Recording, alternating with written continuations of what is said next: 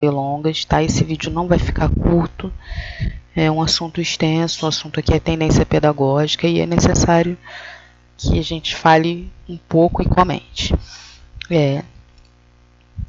que vem a ser uma tendência pedagógica? Eu vou tentar dar uma ilustração para ver se talvez te ajude a entender o conceito. É assim, vamos supor, né, que uma pessoa quer construir um prédio. Para construir um prédio, você precisa de, primeiro, antes de qualquer coisa, lançar uma base, lançar um fundamento, né? Lançar ali o alicerce. Então, agora a gente vai imaginar que esse prédio seja a educação, com todas as suas áreas, né? Avaliação, currículo, função social, etc. Tudo. E que base a gente vai dar? Porque o que vai definir o formato, a altura, né, desse prédio é o alicerce que você deu. Então, a tendência pedagógica é esse alicerce. Tá? Então, de acordo com o alicerce, você vai construir um tipo de educação. Tá? E as tendências pedagógicas são esse alicerce que vão dar aí a forma da educação de um período, né, de um lugar. Ao longo da história do Brasil, nós tivemos aí, né, algumas tendências e aqui a questão é sobre isso e a gente vai comentar, tá bom? Libânio aponta que os autores na área educacional, em geral, concordam em classificar as tendências pedagógicas em dois grupos, né? As de cunho liberal e as de cunho progressista. Fazem parte do grupo progressista quais tendências? Então, vamos falar aqui um pouquinho das pedagogias liberais. O que é uma pedagogia liberal?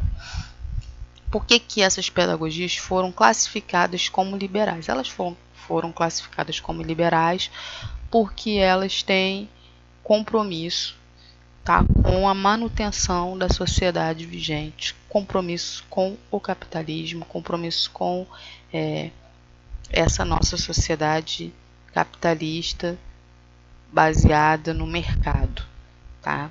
Onde você vai ter patrões e empregados, empresários e, né, e aí funcionários e por aí vai. Essas pedagogias foram classificadas como liberais porque elas não têm nenhuma intenção de romper com esse sistema, mas pelo contrário, a intenção é preparar pessoas para servir a esse sistema, tá? Independente da forma como elas se manifestem, como elas vão fazer isso, todas elas têm o compromisso com a manutenção do sistema e o compromisso de preparar pessoas para servir, né, e se encaixarem nesse sistema sem o questionarem, tá? Sem refletirem sobre ele de nenhuma forma. Dentro da pedagogia liberal, nós temos as três linhas principais, né? A tradicional, que é a primeira que veio, né, junto aí com os jesuítas, aquela pedagogia onde o professor ele é a autoridade máxima, o aluno ele é passivo, tá? Ele apenas vai receber os conhecimentos que o professor for passar, ele não vai agir em relação a esses conhecimentos, apenas ele vai receber. A gente tem aí uma avaliação classificatória, tá? Uma avaliação para reprovação. Nós temos como marca da pedagogia tradicional um currículo rígido e inflexível, que em nenhum momento está preocupado com os interesses do aluno, mas apenas com o que a classe dominante deseja e acha que se tem que saber e acha que tem que ser passado. Essas são as principais marcas da pedagogia tradicional, tá? Autoridade, hierarquia, currículo inflexível, avaliação classificatória. A partir daí, ao longo da história, né, depois da pedagogia tradicional, a gente tem a renovada progressivista, e a gente não vai confundir com renovada progressista, tá, gente? A renovada progressivista é como você pegar essa pedagogia aí tradicional e dar para ela uma roupa nova, tá bom?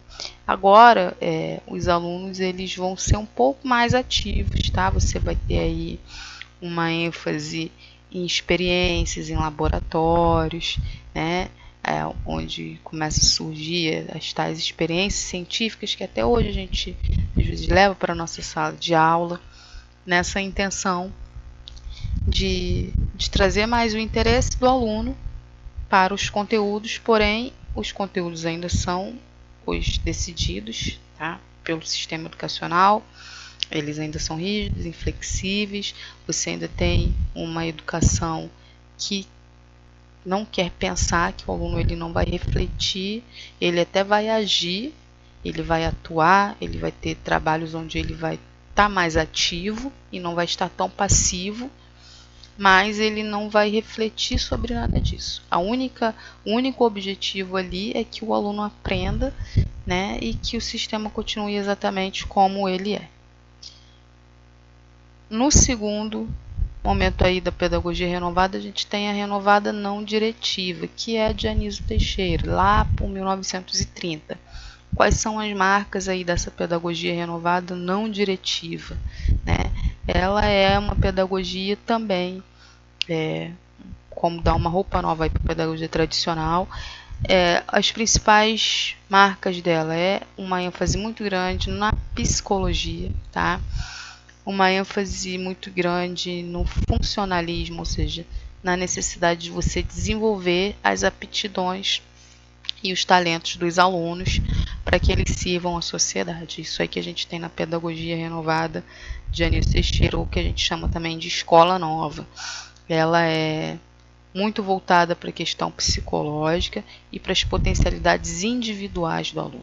E ela também vai tentar fazer o aluno se interessar, né? Ela vai colocar nesses mesmos conteúdos tradicionais uma roupa nova, tá? Uma nova abordagem. Mas em nenhum momento esse aluno ele vai ser levado a criticar e a refletir sobre nada disso e muito menos sobre a sociedade. Ele apenas vai continuar sendo preparado para agir na manutenção da sociedade vigente. Então é por isso que essa pedagogia também está aí dentro das pedagogias liberais, tá? Porque o compromisso dela também é com a sociedade vigente, com a sociedade capitalista. A gente ainda tem aí dentro da pedagogia liberal a pedagogia tecnicista. O que é o tecnicismo? O tecnicismo ele é a pedagogia que veio aí por conta do movimento de industrialização, né? Onde você precisava ter pessoas capazes de elaborar técnicas, tá? De pensar tecnicamente, de executar coisas tecnicamente corretas. A ênfase dela é no método, é na mecanização da aprendizagem, é no condicionamento comportamental dos alunos. Aí na pedagogia tecnicista a gente tem muito forte a influência de Skinner com o behaviorismo, com as suas teorias comportamentais, né, de recompensa e castigo, o condicionamento do comportamento. Então aí a gente tem ainda uma pedagogia liberal, ou seja, comprometida com o mercado, comprometida com a sociedade vigente, comprometida com o preparo de pessoas para essa sociedade e nunca para refletir sobre nada disso, sendo que agora a gente vai ter uma mecanização, né, um ensino mais metodológico, o método ele é muito valorizado, as técnicas são muito valorizadas, tá? Aí por influência do Skinner, por causa do contexto histórico que foi a chegada das fábricas, né? Então você precisava ter pessoas para aí trabalhar nessas fábricas, nessas indústrias, e aí a gente construiu aí a educação tecnicista, tá? Depois das tendências liberais aqui que nós comentamos, a gente tem o segundo grupo, que é o progressista, tá bom? E hoje tudo que nós temos visto, tá, em documentação, em teorias, em pensamentos, nessa propagação, tá, a ideia é só uma, é romper com os paradigmas das pedagogias liberais, tá, e avançar para o paradigma da pedagogia progressista, por uma razão. A pedagogia progressista, diferente da pedagogia liberal, ela não tem compromisso com o capitalismo e nem com a manutenção da sociedade vigente, mas o compromisso dela é o de transformar a sociedade, de transformar a realidade, né? De trabalhar nas escolas, de trabalhar a educação, para que a educação seja aí uma ferramenta de transformação da sociedade, para que possa haver essa ruptura da sociedade capitalista e a gente possa avançar para um novo modelo de sociedade, que os pensadores progressistas defendem como sendo a melhor. E é por isso toda essa pressão, tá, que reflete aí nas provas de concurso que vocês fazem, em fazer, né, o pensamento progressista da educação avançar cada vez mais. Dentro da pedagogia progressista, nós temos a pedagogia libertadora. A pedagogia libertadora é o Paulo Freire, tá, gente? Ele iniciou aí os seus trabalhos com classes de adultos, valorizando ali, né, o trabalho deles, o contexto deles. E qual é o objetivo da pedagogia libertadora? O aluno ele vai aprender, ele vai ler e escrever para se libertar e para libertar a sociedade. A pedagogia libertadora ela tem esse objetivo, esse sentido, tá? De levar as pessoas a entenderem que uma revolução se faz necessária e libertar as pessoas para que elas possam tomar parte nessa revolução, tá? Que visa dar o fim, né, à divisão de classes, tá bom? Basicamente é isso que a gente tem na Libertadora de Paulo Freire. Nas pedagogias progressistas, o aluno ele não é o objeto, mas ele é o sujeito do conhecimento, tá bom? Ele constrói o seu próprio conhecimento, ele é o protagonista do seu processo de ensino-aprendizagem e o professor está ali só para mediar, tá? Para poder conduzir ele no processo, mas não para conduzir o processo. Quem conduz esse processo é o aluno nas pedagogias progressistas. A avaliação na pedagogia progressista ela vai ser uma avaliação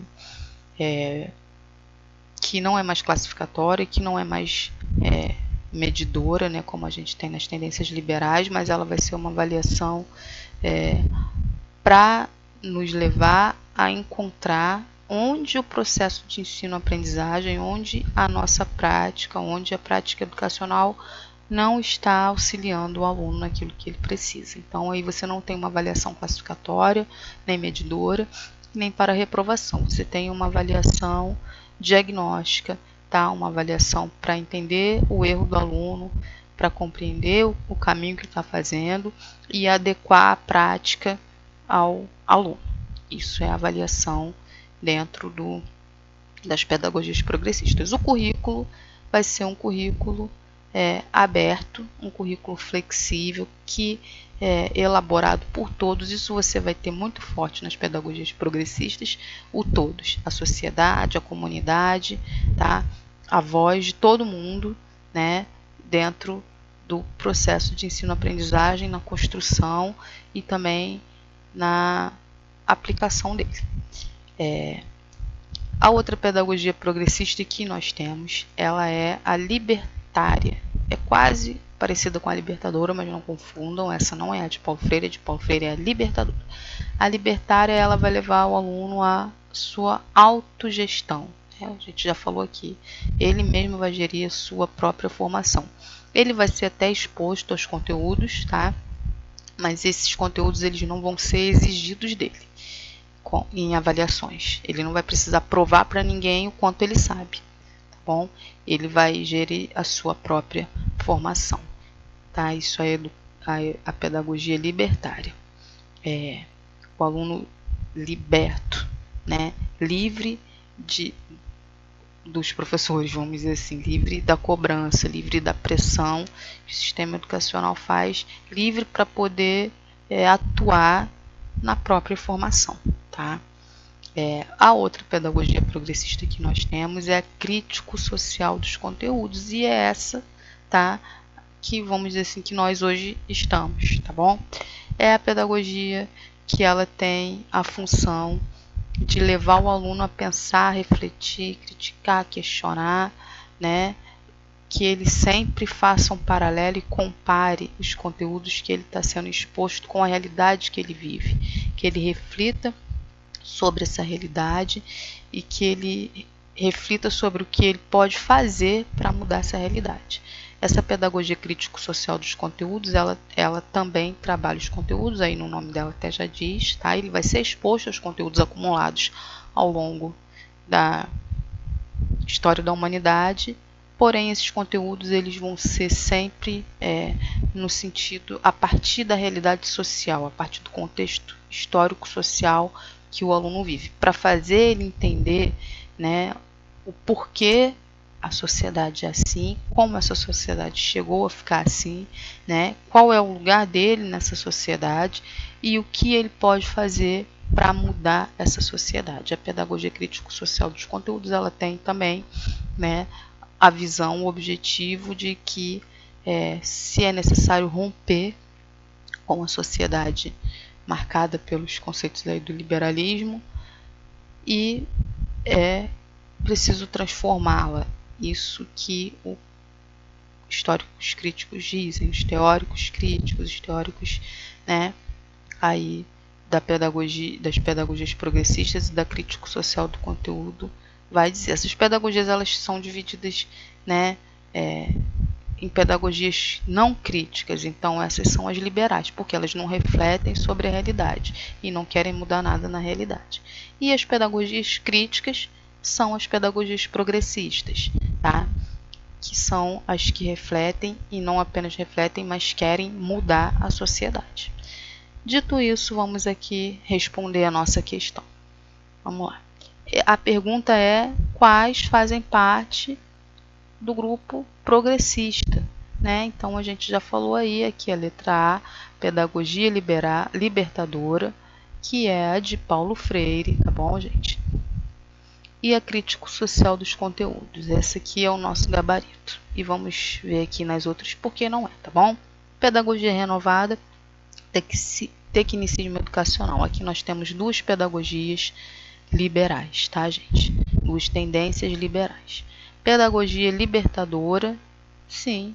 E educação bancária, não. Porque a educação bancária é o nome que o Paulo Freire deu para a pedagogia tradicional. Aquela pedagogia que só quer acumular na cabeça do aluno os conhecimentos, tá bom? E que entende que o aluno não tem nada a oferecer, tá? Pedagogia construtivista, não temos essa pedagogia. A gente tem o pensamento construtivista na educação, mas isso aí não é definido como uma tendência, tá, pelos estudiosos. É uma influência, né? O construtivismo, né? Os teóricos, os pensadores construtivistas aí, Vygotsky, né? Piaget, eles influenciam as pedagogias progressistas, tá bom? Mas a pedagogia construtivista não é uma tendência educacional. E a educação tradicional, a gente já sabe que se é tradicional, não é progressista, tá? Pedagogia social e pedagogia comunista é uma pegadinha, tá, gente? Porque é quase isso, mas na verdade os nomes usados são esse aqui, ó, libertadora e crítico social dos conteúdos, tá bom? Espero que você tenha ouvido até o final e que tenha aí ampliado um pouquinho o seu entendimento acerca das tendências, né, pedagógicas e assim, o que elas são e quais são, né, e quais as principais diferenças e características delas, tá? Continue lendo, estudando, vendo videoaulas sobre tendência pedagógica, porque cai muito.